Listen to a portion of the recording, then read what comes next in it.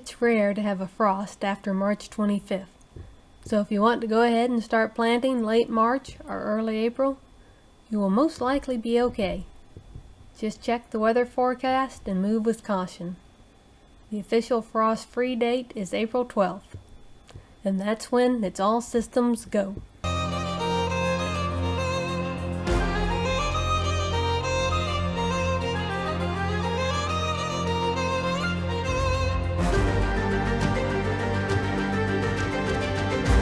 April can be one of the busiest times for farmers. It's not quite too late to plant cool weather crops, or too early to plant warm weather crops.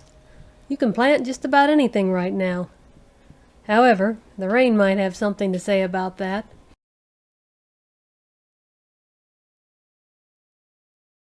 In my January gardening video, I give tips for go-ahead and tilling.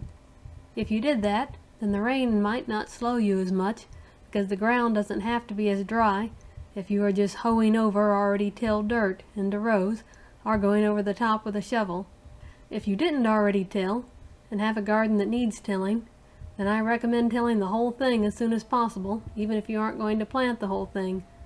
Then, don't till again unless it's virgin soil and you have to till a lot to keep breaking up hunks of weeds and roots. Not tilling so much can help prevent weeds, because you won't be bringing as many weed seeds to the surface. If the dirt has already been tilled, but had time to start regrowing weeds, then I find it works best to take a shovel and just scrape over the top, going just a little under the surface. That can help kill all the tiny weeds growing without bringing as many new seeds up to the surface. Now for tips about preparing vegetable rows in the garden.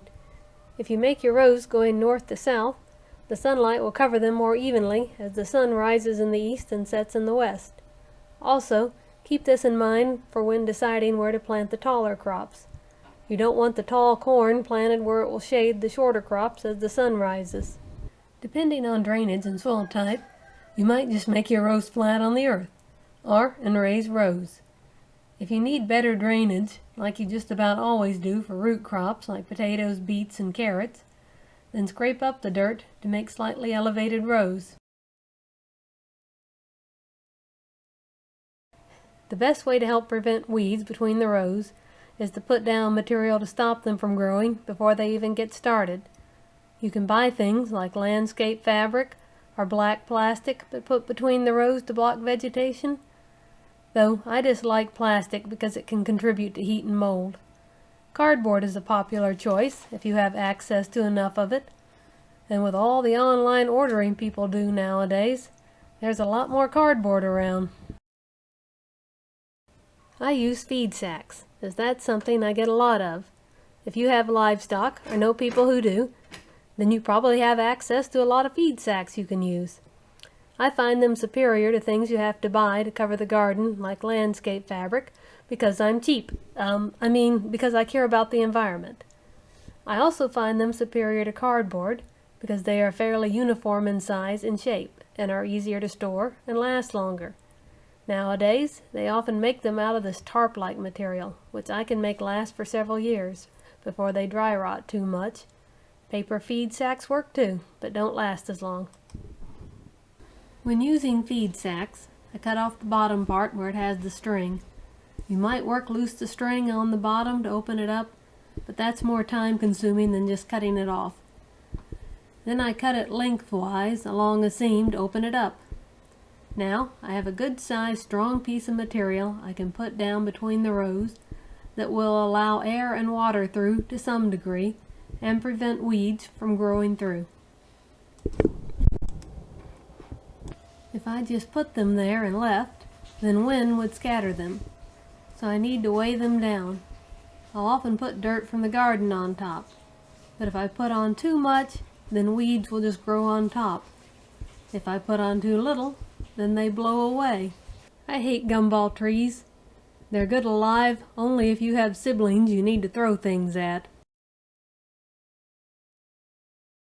And I think they aim for my finches and sheds when they fall or lose branches. So, I sometimes cut down young gumball trees, let the goats have the leaves, and put the wood part over the feed sacks to help hold them down. These are a hardwood and can last several years even out in the weather. This is the time of year to start checking pear and apple trees for signs of fire blight, so you might stop it early. Signs of fire blight include the tips of twigs turning black and looking like they've been burned in a fire, shriveling bark, and a shrunken appearance. If you see that, cut the twigs off about 2 inches below the damaged places and sterilize clippers with bleach or alcohol between cuttings. Be sure to burn away the infected cuttings. Now, I hope you have a blessed gardening season with an abundance of healthy fruits and vegetables.